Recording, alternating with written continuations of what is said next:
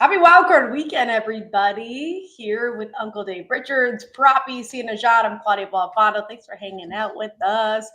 Brought to you by BetMGM. Make it legendary. Can't believe we're already here, guys. Wildcard Weekend. We have 5 straight days starting yesterday of playoff, which I'm sure, Dave, maybe you knew that Miami played last night. They won. They're on the way to a national championship. Yeah, I heard about that game. Pretty interesting. And now my alma mater is 1 win away from their 6th national championship. It's crazy to even say those words out loud, given the events of the last 23 years. But it's great and it's fun. It's exciting. I hope you guys experience something similar in your lifetimes with your favorite teams. I know Proppy has.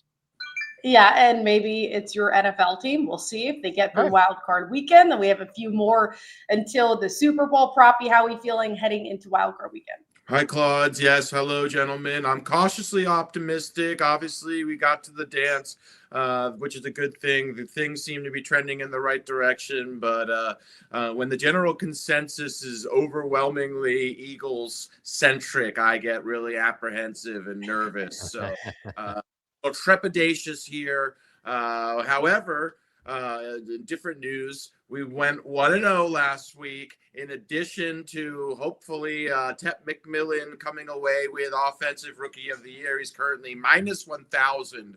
So that was signed, sealed, and delivered with that big 40-yard reception Tet had in the fourth quarter. So that was great. And then heading into this week, I have a rare multi-unit play. I feel like one of those giant whales that talk about giant whale plays. In reality, it's just a 1.5 unit play for me. But if you guys know, I rarely have bets when we get to this stage of the season, much less bets that I love. But there is one prop in particular that I'm absolutely crazy about.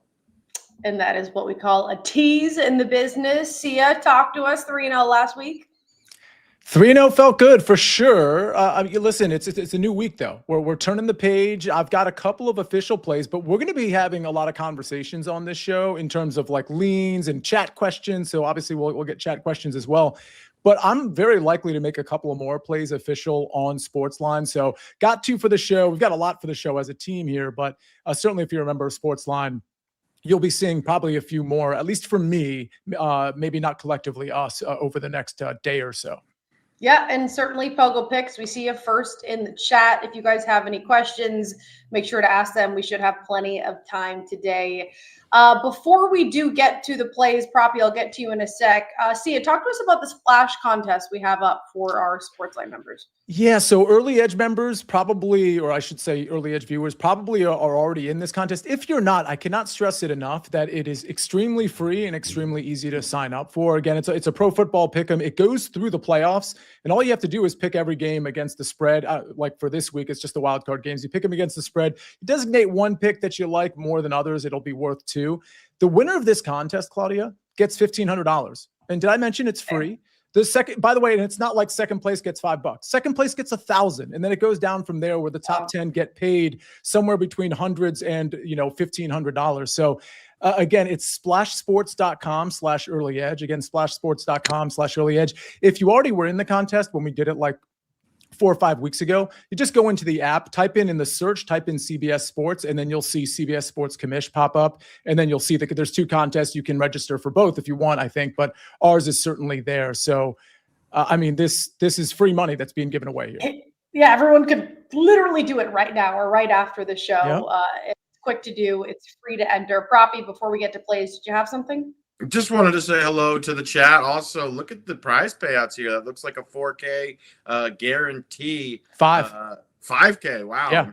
Yeah. So, yeah, what are we wasting time for? If you're not in this, I would quickly sign up for this. And as always, smash the like button, as we say here on YouTube. Hopefully you guys enjoyed the show. Again, ask as many questions as you guys want. We should have plenty of time to get to it. Let's start with some passing props. Uncle Dave headed your way first. A Steelers squad that I think everyone is shocked even got to this point. They get DK Metcalf back for this game. You're looking at Aaron Rodgers over on pass attempts against Houston.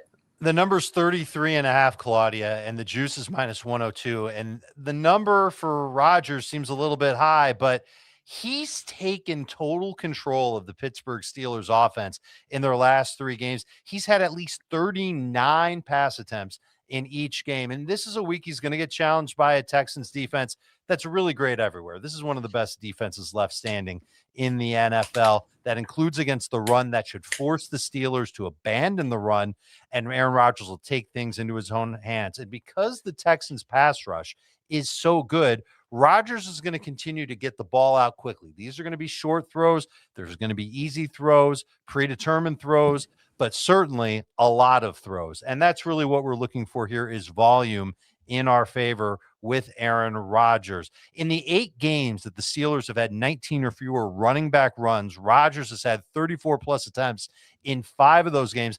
And that includes a game that Rodgers got hurt in. So it's more like 5 of 7 than 5 of 8. And so to me, this is a number that looks a little funny, 33.5. The last time that we took an over-under on Rodgers pass attempts, it was 30.5. So being up 10%, that seems like a lot.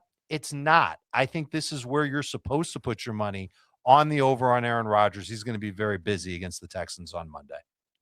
And Proppy, I know you have some receiving and rushing props. If you have any input here on the passing, just let me know. As of now, though, Sia, let's talk about Trevor Lawrence, because the whole conversation surrounding Josh Allen in the playoffs is he can't get past Patrick Mahomes. He can't get past Joe Burrow for 5 years straight now. Well, they're not there, but he does have to face Trevor Lawrence, this high-flying offense down the stretch in the Jags. What's your play here?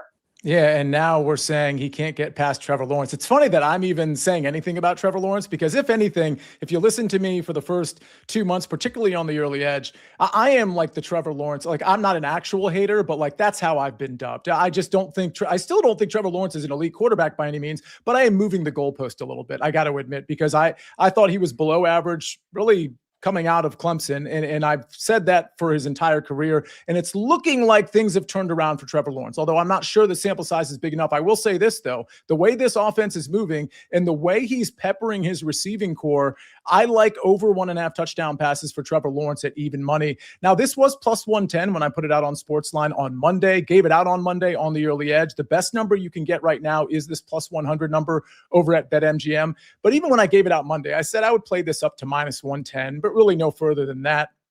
And the truth is, you can run against the Bills, and I do know that that's the path that a lot of teams choose against the Bills, but I don't know that I trust this Jacksonville running game a ton. I do expect Jacksonville to be in plus territory a lot in this game. I think it's going to be a competitive back and forth game.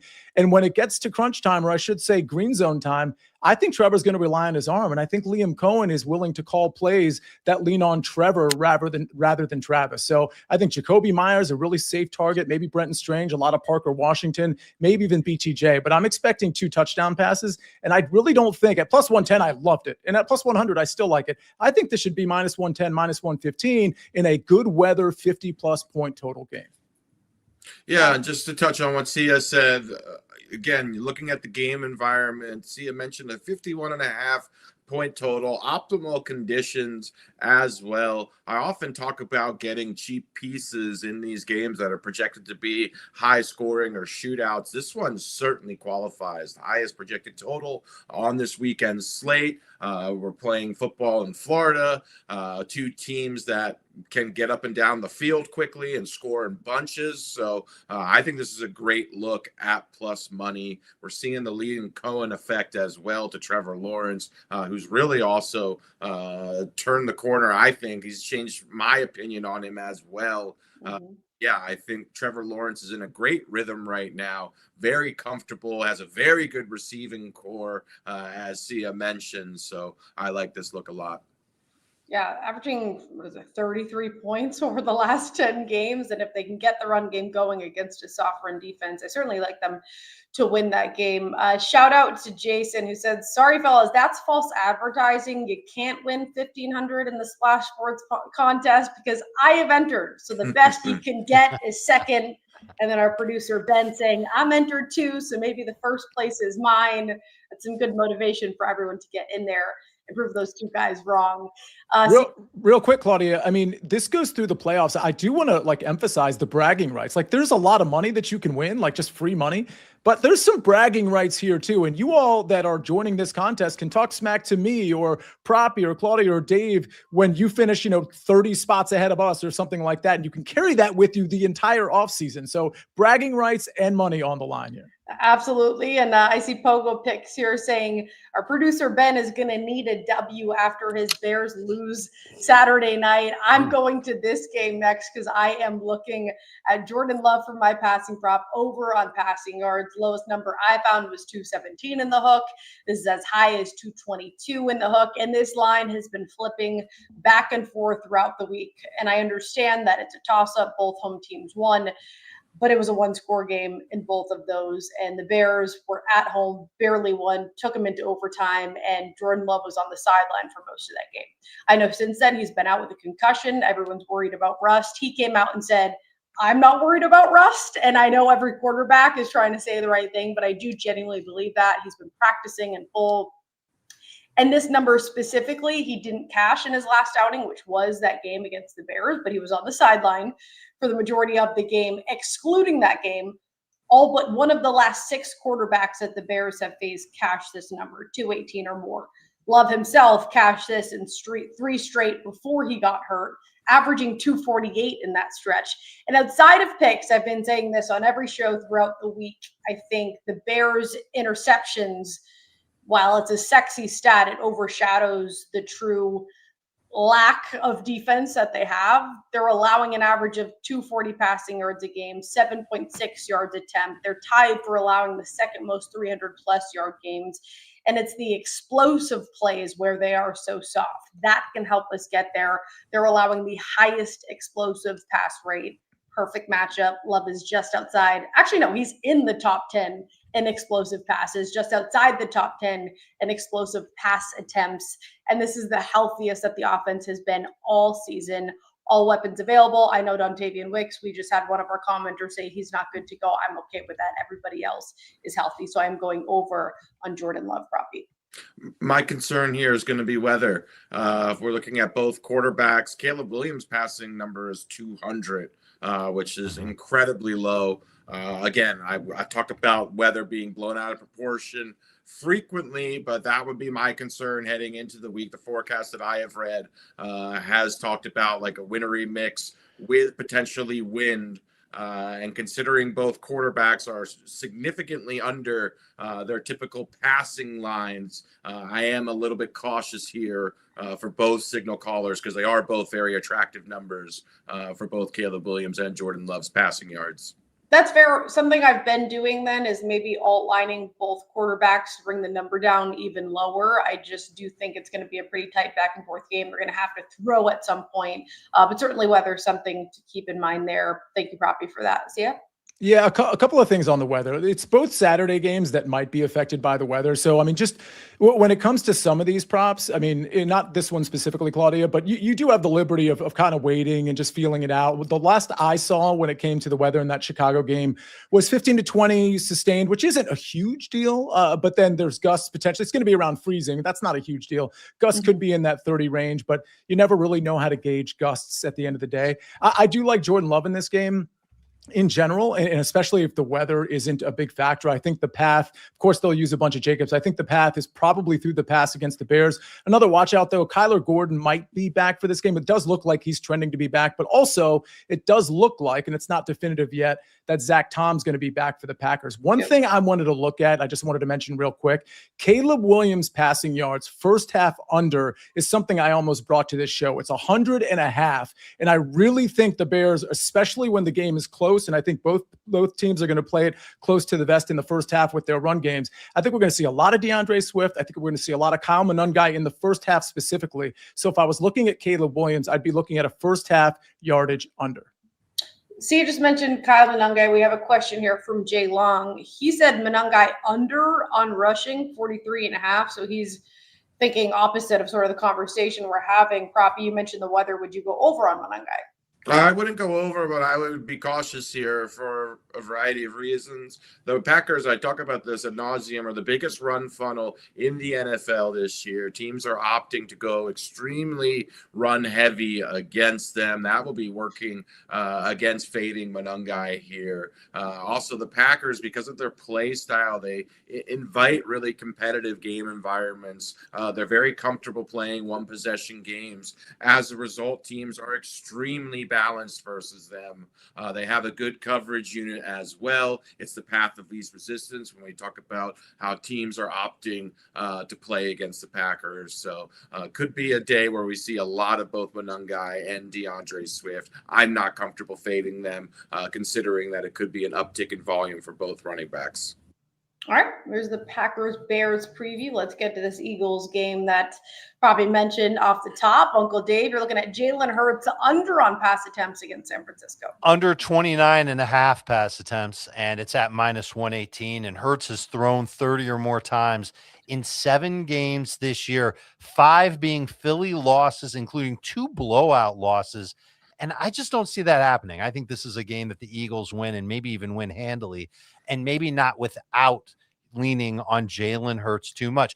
By the way, if Hurts has seen a bunch of games where he's thrown a lot and they're losses, that means that in 9 of the Eagles' 11 wins, Hurts has not gone over this line. 9 out of 11, and that does include 6 one-score wins. These are not runaway blowout victories by the Philadelphia Eagles. They do like to manage just how much Jalen Hurts has to throw. A lot of quarterbacks, though, have thrown a lot against the 49ers. There have been 11 of them. 8 of them came in 49ers wins. Again, if the 49ers are going to win, they're going to have the scoreboard in the second half. Teams are going to have to throw. I don't know if that's what's going to happen here. It's because of that 49ers defense not delivering to the same level like they might have in, let's say, week 2 compared to Philadelphia's defense, which is getting healthy, as is the Philadelphia team in general. And then there's this. Jalen Hurts has played in 9 career playoff games. He's thrown 28 or fewer pass attempts in 6 of them. They have all been Philadelphia Eagles wins. Again, going back to the idea that Philadelphia, who's a favorite in the game, wins this game, a lot of things line up and correlate to Jalen Hurts not having to have a heavy workload throwing the ball. So if you think the Eagles will win, and if you think Saquon Barkley will have himself a nice game, which I certainly do, then this bet makes a ton of sense. It's Jalen Hurts under 29.5 pass attempts at -118. Well, that wraps up passing. You just mentioned it, Saquon Barkley. We have him twice in our notes here. Both you and Sia taking a look at him. So, Dave, we'll bring it right back to you. Start us off with rushing. Saquon Barkley over in rush yards. I found Saquon over 79.5 rushing yards at -114. You're probably going to find that line a little bit higher, and I'm good with taking the over on that too. He rested last week. He should be ready for a big workload. He didn't quite get a big workload in a bunch of his prior games to week 18 when he did take a seat. I think Saquon will be rested and ready to go. So too should right tackle Lane Johnson. Looks like he's expected to play. You should double check that, though, before you put your money on this bet. On the year, the 49ers have allowed 4.5 yards per rush. I could stop right there, and that could be enough to let you know that this is a favorable matchup for Saquon Barkley and the Philadelphia Eagles. But that number ticked up to 4.6 yards per carry without stud linebacker Fred Warner. And then it went haywire. It's been 5.2 yards per carry without Fred Warner and without Fred Warner's direct backup, which has been Tatum Bethune. He's played great in the stead of Fred Warner, but they're both not going to play in this game. More importantly, the Niners have allowed a 9.6 explosive rush rate in their past 4 games. That's mostly with Bethune on the field, by the way, meaning they're giving up a big run once every 10 carries or so on average. And that means that if Saquon Barkley, who's fresh and ready to go, gets a bunch of carries in this game, he should break off more than just a couple of runs, better than 12 plus yards. I'd expect the Eagles to lean on Saquon Barkley as part of their game plan. It's the reason why I'm not opposed to taking the under on Jalen Hurts' pass attempts. I think he's going to have a lot of rushing yards. Saquon Barkley should hit 80, if not 90 rushing yards against this 49ers run defense that just isn't as good as it looked on paper to begin the season, and certainly not even as good as they looked 2 weeks ago. I can't overstate enough the importance of Lane Johnson to this Eagles offense. Not just this season, throughout his career, Lane Johnson, a first ballot Hall of Famer, truly a linchpin on this Eagles team. This Eagles offense is as healthy on the offensive line as it's been throughout the entire season. Things are trending up. Just getting Lane Johnson back is just such a massive boon to this Eagles rushing game. So you couple that with just a fantastic matchup. This is really when you want to unleash Saquon. So I think things are looking very good for Saquon and the Eagles rushing game heading into what is really a tremendous matchup. Yeah, I looked at this game, and my reason for taking the Eagles on our early edge show earlier this week just simply came down to the trenches. The fact that the San Francisco front can't get any pressure on the quarterback. They're the second worst run block win rate. The Eagles really should be able to do whatever they want on them. That's why the market's bet them up to a 4.5-point favorite. Bunch of great points from both you, Dave and Proppy. Sia, you're going with Barkley, but you're going to take the rush attempts route. Yeah, but the truth is, I like Dave's play just as much as mine, and I might double down on Barkley and just go ahead and on SportsLine also put the rushing yards, because I was really having trouble deciding. It does look like Lane Johnson, he's practiced for a couple of days in a row, so it does look like he's going to play. The rest of that offensive line really needed the rest that they got last week. I was critical of the Eagles for sitting a lot of their starters, but I mean, I got to concede, as it pertains to this matchup, this is a healthy offensive line, and it's a rested and healthy Saquon Barkley. I mean, Dave just laid it out. The matchup against the San Francisco 49ers, I don't need to go back through it. This is a premium matchup. And part of the reason you rest your starters is so that you can use Saquon Barkley as a battering ram for this entire game. I have over 18.5 rush attempts. It's 19.5 in some places, 18.5 in a lot of other places. I will say this as well. And again, I think volume is going to be king for Saquon Barkley. I don't think Tank Bigsby is going to spell him too much, maybe 3 to 5 carries, unless this gets really out of hand. And then we could maybe have a different conversation. Jalen Hurts will have a handful of rushes as well. But I mean, I think the Eagles are going to control this game. And I do think it's possible that this game stays relatively close with both of these teams playing pretty conservative, like rush attack offenses. What I'll say about the Eagles is I don't think the Niners defense is going to be able to get off the field. I think it's going to be, might have been Danny Brasco talking about bend, don't break type defense for San Francisco. I agree with that. I think we're going to see a lot of long extended drives. Of course, what does that mean? It means more opportunities for Saquon Barkley to rush the ball. So like Saquon Barkley over 18.5 rush attempts, like him over 79.5 rushing yards. I honestly think he's going to get 100. I think he's going to get 100 plus. And I also like the Jalen Hurts pass attempts under. That was something else I looked at. Last 4 weeks of the regular season, Saquon Barkley averaging 20 rushing attempts per game, over 100 yards per game as well. Starting to look a lot like the Saquon Barkley who was dominant last season and out to over 2,000 rushing yards. I would also mention Saquon last season in the playoffs, his rushing line was over 100 yards, his prop line, which is outrageous. But that's how good he was last year. But things are definitely trending in the right direction for this Philadelphia ground game. All right, lots of Saquon love. To be honest, I wrote up Saquon too, and I left it off because I figured we'd be talking a lot about him, Proppy. Yeah, and I wanted to hit on a running back before we move to receiving props. There is a running back playing, and I offer this as a question to all of you, who has the same receptions line as Christian McCaffrey. Are there any guesses out of the 6 playoff games, what running back has the same amount as receptions projected as Christian McCaffrey? Kenny Gainwell. It is indeed Kenny Gainwell. There we go. 5.5 receptions for Kenny Gainwell. That is an outrageously high number. Out of sheer principle, I feel like fading him. But then again, Kenny Gainwell has been Aaron Rodgers' most trusted target. But to think that we would be at this stage of the season and you would tell me that Kenny Gainwell and Christian McCaffrey had the same reception line, I would have said there's no possibility. Proppy fading a running back receiving? What? I actually think taking the under on the receptions would be a good play because the number is so high. When I studied this game, I always study the games before I look at the player props. I thought to myself, all right, I'm all in on Kenny Gainwell's receptions over as long as it's not crazy. And 5.5 is crazy. If you came into this show with the idea that you wanted to take the over on Gainwell, either receptions or receiving yards, and it's because of what he's done over the last 2 weeks. I would just remind everybody that the last 2 weeks came with DK Metcalf suspended, and that will change the amount of volume that somebody like Kenneth Gainwell might get. Not necessarily will get, but might get in this matchup against Houston. When I talked about Aaron Rodgers throwing a lot, I do expect a lot of his targets to go to his running backs, Gainwell primarily being one of them, but it's still such a high number. You could very easily see Kenneth Gainwell catching 5 passes for 30 yards and leaving you high on dry on where his lines are, both for receptions and receiving yards.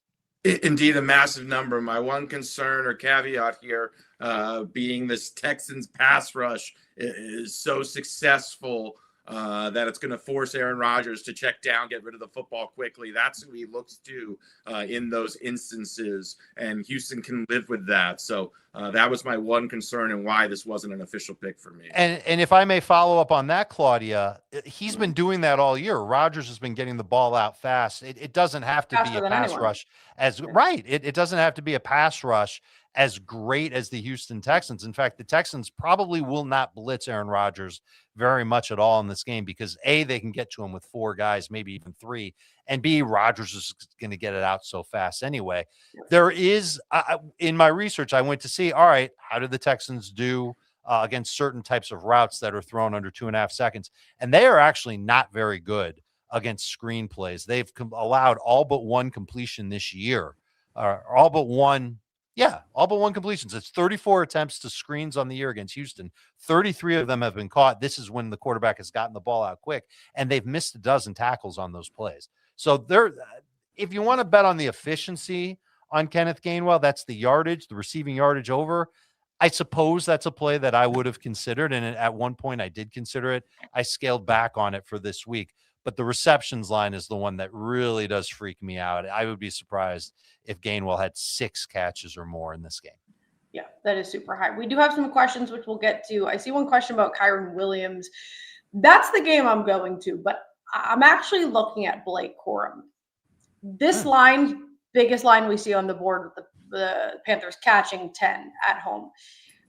Blake Corum's number is only 9.5, and you're getting a little bit of plus money depending on where you shop to the over. I understand Kyren Williams is still the lead back, a little healthier in the receiver room, might change sort of their offensive scheme in general. But looking at the last 5 games, there's all but one where the snap share was just 33% or lower for Blake Corum. We're not talking crazy high snap share, but he still had double-digit carries in all but one of those games. The only game game script didn't bode well to the over. It was a loss to Atlanta. Now you get them laying 10 points. The last 3 running back rooms, so all running backs combined against the Panthers, 28, 33, and 37 attempts combined. I think with both Corum and Kyren, they can cash their carries with how the game expected to go, in addition to some weather expected. I know people have been sort of teetering around and not wanting to choose between the two. So I am curious what you guys think on this one. But I just thought 9.5 was too low for what we've seen week in, week out, and how this game is expected to go. Proppy, do you have any feel on Blake Corum for this game? Yeah, it makes sense to me. I think that it's a game where the Rams are going to be really balanced. My sole concern would be, and we've seen Blake Corum really emerge as a 1B to Kyren Williams is 1A. Corum's been really good in the backfield for the Rams, but you've managed Kyren's touches throughout the season. Is this a spot where the Rams decide to give him a little bit more work? But I ultimately think that both running backs will have plenty of work in this spot.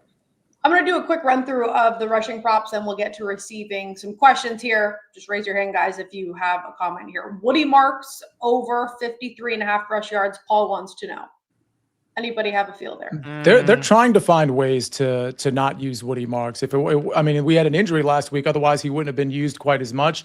I mean, he inevitably probably will be utilized, but I don't have a ton of confidence in that running game. Can I just circle back real quick? Because Blake Corum was one of the plays that I was actually looking into. I was going to take his yardage over 42.5. I like your play a little bit better. From a yardage standpoint, efficiency standpoint, I think we have to Dotson's out for this game, so I have some questions there.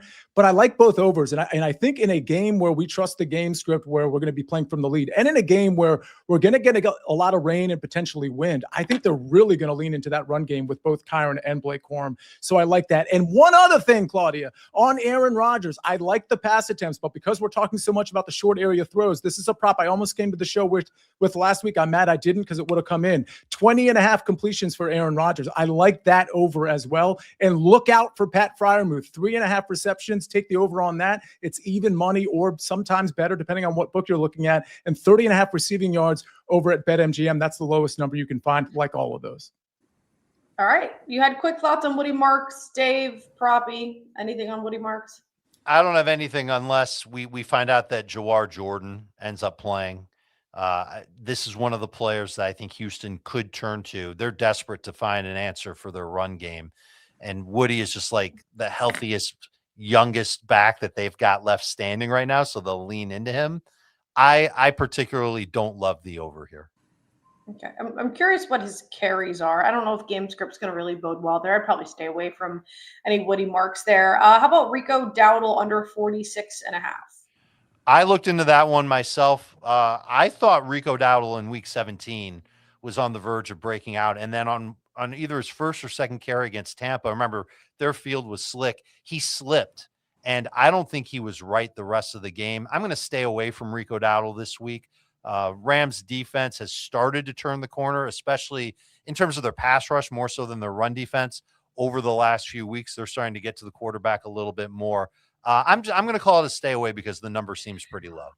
I mean, with game script, I don't know if he's really going to get much opportunity to run the ball. So I would certainly lean to the under. Any thoughts there? Yeah. Real quick on that. I think you're right, but the only path to Carolina winning is by being able to establish a running game. So they're definitely going to at least try to lean into that early. I still don't necessarily like the over or the under here, but unless you think this game's going to get out of hand in a big way, to me, Carolina's got to try to run the ball. Yeah, he's just so inconsistent. So right. I think I'd stay away. I felt like that's what the answer was last week too. And as soon as they were down 10-0 in the first quarter, they abandoned the run. Yeah. And so I wonder if something similar could happen here. And when you look at just the raw metrics for the Rams run defense over their last 3 games, non-garbage time, they're giving up 6.4 yards per carry. But a lot of that's come on big time runs. Remember Bijan had that 93-yard run. Kenneth Walker had a 55-yard run where he beat it in the box. That's what you're looking for from Rico Dowdle. If you're taking his over on his yardage, is that he breaks a long run. I don't know how many of those he's really had in the last month. I can look it up for you if you're interested. I still want to stay away from anything involving Rico Dowdle or Chuba Hubbard, to be perfectly honest. Yeah, in agreement there. Last one we have, actually, there's one interesting one for rushing, but Travion Henderson under 54.5 rush yards. I feel like we've talked about this Patriots backfield ad nauseum, trying to figure out what Vrabel's going to do with those two guys up against the toughest defense they've really faced all year in the Chargers. Proppy, Tia, Dave, anybody have thoughts on Travion Henderson? I like that look. I think that's a big number for Travion Henderson. I think we've seen Ramondre Stevenson obviously had a massive game last week. He's still in the mix here. And I just wonder come the playoffs, how many touches Travion's going to get here. So I think that's a good look. I think that's a big number. Okay, and then last question on rush yards. Josh says that Rodgers, and I just checked, I thought it was a typo. His rush yards line is set at half. So he needs one rush yard. And Josh, we never call anything a lock. I think it's priced at this number for a reason. Thoughts there, guys? I'd take the under. If I had to bet that, I would actually take the under. Really? Yeah. Okay. Especially if you think the Steelers might win this game because Anil, takes his 2-yard, his 1-2-yard gain into a -1 potentially, or a couple of kneels. He's going to get the ball out so fast. He's not going to read the edge guy coming off the corner and just start sprinting. He's just going to get rid of the ball. But he has done that a little bit. The last 3 games. You're right. So I think that's what the whole point of the suggestion of the bet is that he's had 3 straight games where he's had a carry of at least 6 yards. But I can go back and watch those and report back if you want, but I don't think any of them were by design. I just don't think Aaron Rodgers runs. I just don't think that that's something that the Steelers want to put into their game plan. Maybe if he's pressured so many times by the Texans that he does eventually take off and gain a couple of yards, it happens.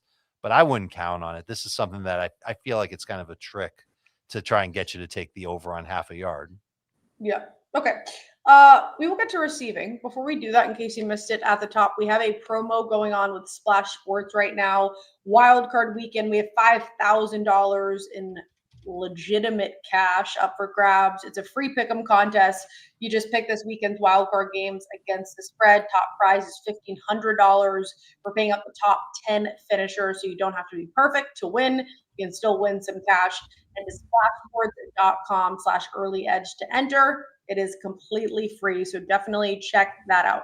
I do see some receiving questions, which we will get to. But first, let's get to the official plays. Proppy, here are the two that you have zeroed in on. You came on my show earlier this week, primetime pregame, and you raved about Dalton Kincaid. Give it to us here. Yeah, this is a multi-unit play for me. Once we get to this stage of the season, I talk about this throughout the course of the regular season, my betting volume completely evaporates, dwindles significantly. Oftentimes, I will personally have very few bets throughout the entire duration of the postseason. This is a rare play that I absolutely love. Dalton Kincaid, if we look at his season-long statistics, they're somewhat pedestrian, not overly impressive. However, if we've watched Dalton Kincaid, he's had a very impressive season. He's done this despite dealing with some injuries, and he has not been a full-time player in the Buffalo offense. However, if we look at his per route efficiency metrics, they are off the charts. He only played about 60 when he was on the field, about 60% of the offensive snaps. And that was by design. Buffalo wanted to make sure that he was healthy, as he is clearly functioning as Josh Allen's top target earner when he's on the field. So getting an extremely friendly number on Dalton Kincaid, who averaged 47 yards throughout the 47 receiving yards throughout the regular season. This line opened at 32.5. That is absolutely preposterous. I would set this line somewhere between 43 and 44.5. But Dalton Kincaid, again, had an excellent season for Buffalo. They ramped him up. He played last week despite Josh Allen not playing. 3 targets, 3 receptions for, I believe, 51 yards with Mitchell Trubisky under center. But he is going to play significantly more in the postseason. And I always talk about this, getting cheap pieces. This is an extremely great example of that. Such a low number in a game with a 51.5 point total, that a game that's projected to be high scoring, where Buffalo is also projected to be trailing. I love this. Also, Jacksonville is extremely generous to opposing tight ends. They've given up a ton of production to the position. So we're getting a huge discount on this number. I think this is a great spot for Dalton Kincaid, who's going to function as the primary target for Josh Allen here. Dave?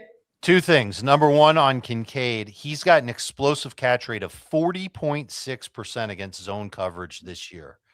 Let me just double check to make sure that's right, because that is an insanely high number. That is the number that I'm getting according to True Media. That means that 4 out of every 10 catches, he's going for 12 plus yards. That's crazy good. Yeah. And so all he needs is to really run off 1 or 2 of those against this zone heavy Jaguars defense to come through on this number. So I love this play a ton from Proppy. I also took the time to go back and watch Aaron Rodgers' runs from his last 3 games. There weren't that many. There were only 4. All 4 of them came out the exact same way. He drops back. There's pressure. Sometimes the pressure came a little bit after 2.5 seconds, so he would need to actually not focus on getting the ball out fast on one of these plays. But then he took off and he ran because of the pressure. It is something in his back pocket. I said it felt like a trick to take the over. Maybe it's not so much of a trick as long as the juice isn't too bad to take Rodgers over half a yard rushing. Okay. Yeah, So there we have it on Dalton Kincaid. Robbie, let's get to your second play, and then we'll answer the rest of the receiving questions. Yeah, the other play I'm fading. Oh, and quickly, Drew's asking, would you ladder Kincaid? Which, the way you talk about it, it sounds like you would. Yes, I would ladder Kincaid. But I personally, what's really attractive to me is just making a large position on the receiving line, especially when this opened at 32.5. I've added to it as it's ticked up. I believe it's around 38.5 on most major books. You can still find it at 35.5, which is still a tremendous number in my opinion. So I would ladder it, but I would also make this a multi-unit play personally. And then, yes, I'm also fading Hunter Henry here. This opened at 43.5 receiving yards. Hunter Henry had a very good season.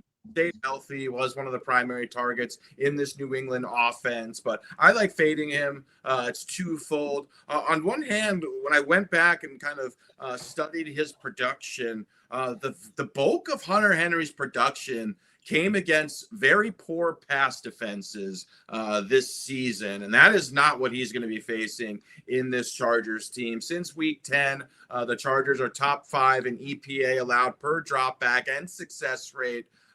Very good pass defense. They've also been very good against the tight end position. So I ultimately just think this number is too high. I would make Hunter Henry's line 38.5. It's ticked down a couple of yards. I'm comfortable playing this one down to 41.5. This just seems like a big number in what is a very difficult matchup here. All right. One over, one under. That was it. Me, Sia, Dave did not love anything in the receiving market. We do have a question from Drew. Any love for Ladd or other Chargers receivers? So looking at that Patriots game on the other side, I will say I was considering Ladd McConkey. This Patriots defense actually one of the worst against the number 1 wide receiver. Ladd McConkey showed up big last year in the playoffs against Houston, setting a rookie record, just under 200 receiving yards in the wild card round. Any thoughts on Ladd McConkey? Or other Chargers receivers? It would be Quentin Johnston for me. His prop is in that 35 to 38 range, and I think he's the type of player who's really emerged lately, especially emerged in terms of the ability to get yards after the catch or just to be downfield. I think Quentin Johnston's a decent ladder play, to be honest with you, where you could maybe catch him at 40 and 50. A couple other receivers, just real quick, and I know somebody else wanted to jump in. I wanted to mention Freiermuth again, but also Luther Burden's a receiver I had to lean on. That number hasn't really moved much. It's in that 40 range. Wanted to throw that out there. Okay. I looked at Burden too. I would be a little bit nervous about him just with Rome Odunze coming back. His target volume does trickle down when Odunze's on the field. It went up when Odunze was off, so I'm assuming that it's going to go down. Plus, Colson Loveland has really stepped up, and I think his workload will not change when Rome Odunze comes back. As for a receiver to look at, I'm looking at from week 9 on. I believe week 9 is the first game that the Chargers played without Joe Alt at tackle. And against man coverage, their leader in target per route run rate in LA is actually Keenan Allen at 23.2%. But surprisingly, Quentin Johnston is second at 18% with an ADOT of 11.1 yards. So I think that there is some significance to that. And the fact that because he's a fast downfield receiver, Justin Herbert, who can create time for himself by evading the pass rush, and the Patriots pass rush will be better now than it's been in the past few weeks because they're getting healthy up front. Yeah, maybe he could fire off a couple of deep balls toward Quentin Johnston and he could go through on an over there. They're getting healthy up front, and it's the great equalizer because the O-line's just so bad for the Chargers, even when they were healthy. It's terrible. Yeah, Sia? Well, just one more pushback on the Luther Burden thing. And I'm not saying, listen, it's just a lean for me, but I'm not 100% sure Rome Odunze is going to play a full complement. And I also think Luther Burden's going to get scheme touches, especially if the weather is bad and Caleb and company are forced to throw, which I know they probably don't want to do. But I think we see a lot of the short area scheme stuff, whether it's a wide receiver screen or just finding space like Ben Johnson can do. I think that's more prone to go to somebody like Luther Burden. So while Rome might be on the field, I personally don't think it's going to affect Luther Burden as much as people might think. And I'm not sure how much he's actually going to be on the field. Okay. Going back to that Patriots game, thoughts on Diggs? Kay Taylor wants to know, receiving 54.5. Diggs' production has been very spotty this season. Drake May loves to spread it out. Again, very good Chargers pass defense as well. I think the Patriots are going to be balanced here. Yes, he's functioned as the primary target for Drake May, but really his receiving floor is not very high. So I've unsuccessfully backed Diggs a few times this season. I found it's very difficult to project where his targets are going to go. So personally, it's a stay away for me. Yeah, it's either 100 or it's 20 or it's 43. We quite Wide literally range have of no outcomes. idea. And yeah, it doesn't really matter on the game script. It's just sort of hard to pick and choose there. So I agree. I would just sort of stay away from that.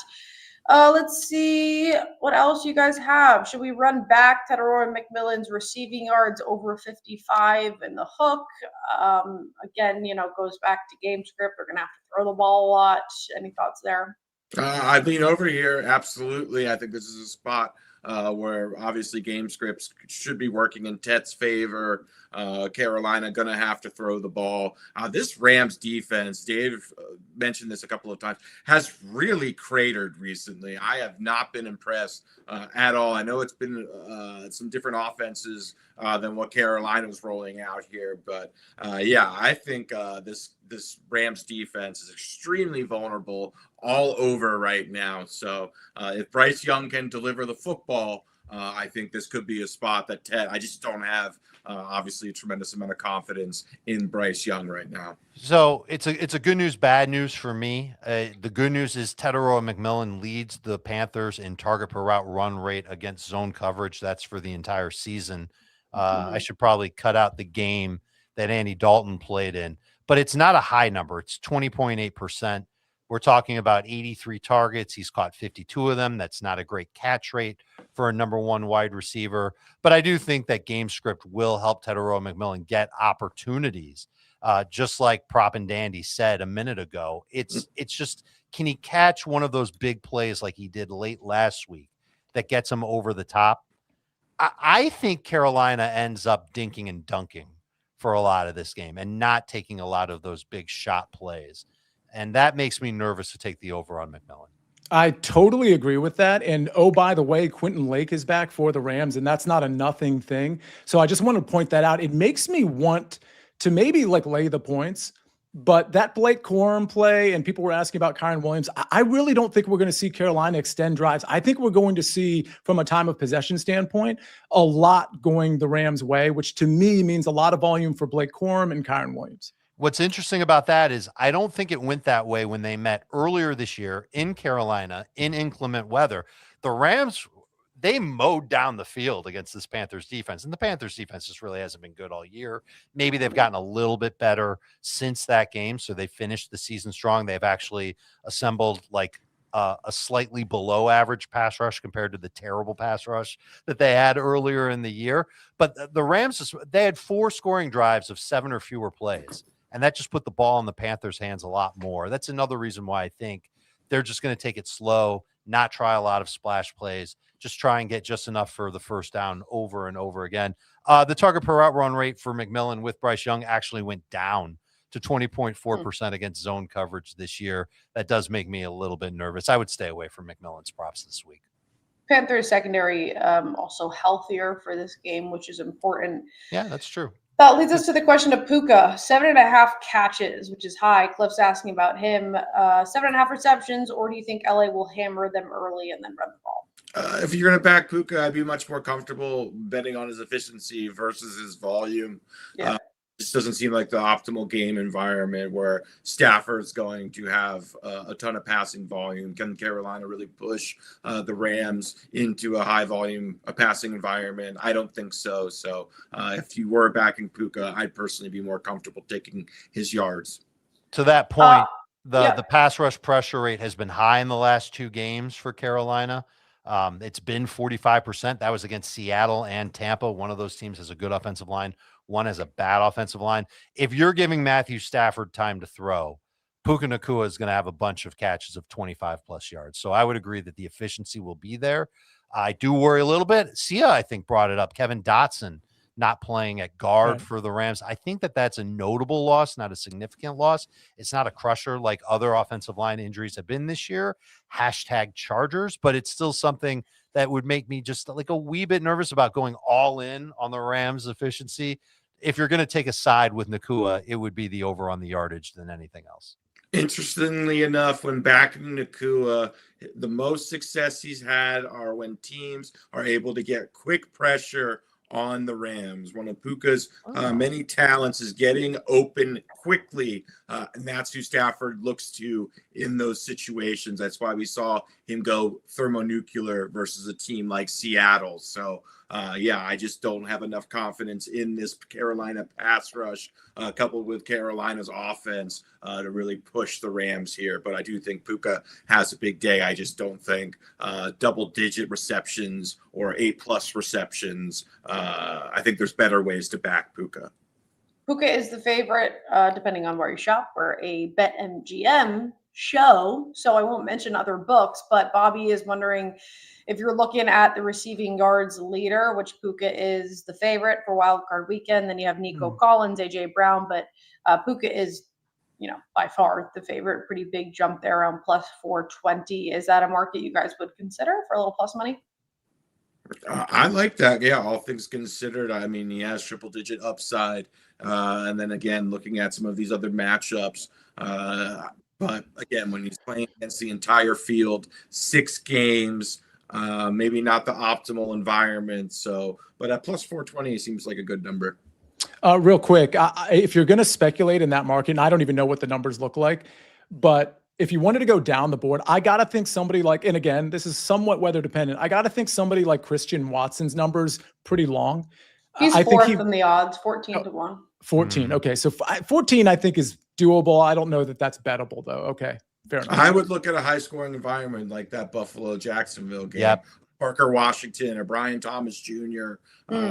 Brian Thomas Jr. has yet to really spike, but he is the downfield threat for the Jacksonville Jaguars. And in a game that gets interesting, where Jacksonville's being pushed, he has massive upside considering his role and usage in that offense. It hasn't resulted in a lot of targets, but his ADOT has significantly increased as Parker Washington has kind of firmly established himself as a more underneath target. And we know Jacoby Myers works in the intermediate portion of the field as well. So in the right game environment, BTJ, in my opinion, could go for an absolutely massive receiving line. It's worth a sprinkle. So would Washington because he's played well. One quick note, Buffalo will be without rookie cornerback Maxwell Hairston for this game. He's already been ruled out, won't play in the game. Terrell Bernard also won't be out. Those are 2 significant losses in that Buffalo defense, but Harrison especially could kick down the door for Brian Thomas Jr. to have 1 or 2 big plays.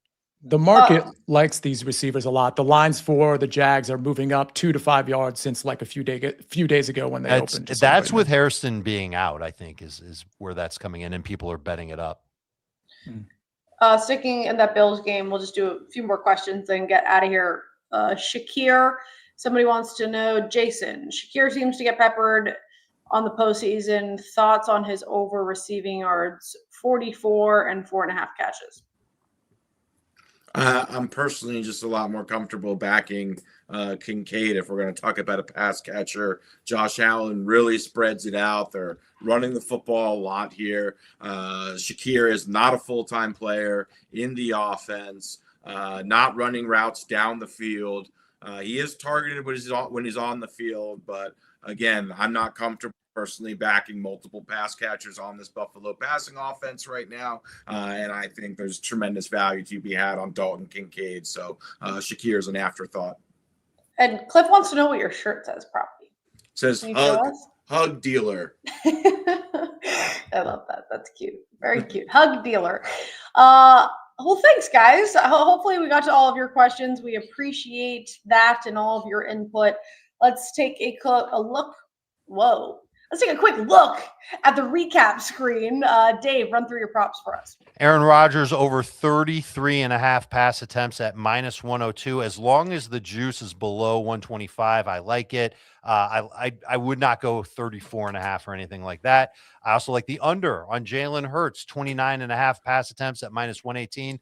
I would not go past 29.5. I would not take it at 28.5 or lower than that. Saquon Barkley, over 79.5 rushing yards. You are probably going to have a hard time finding that line, which is why I would play it up to 82.5 rushing yards. And I would not ladder it, but I might step stool it, meaning if you want to take it at 90 plus as well, I don't think there's too much harm in that.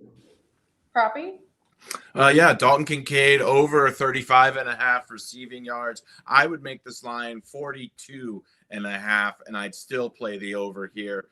So I'm comfortable playing this one all the way up to 39 or 40.5.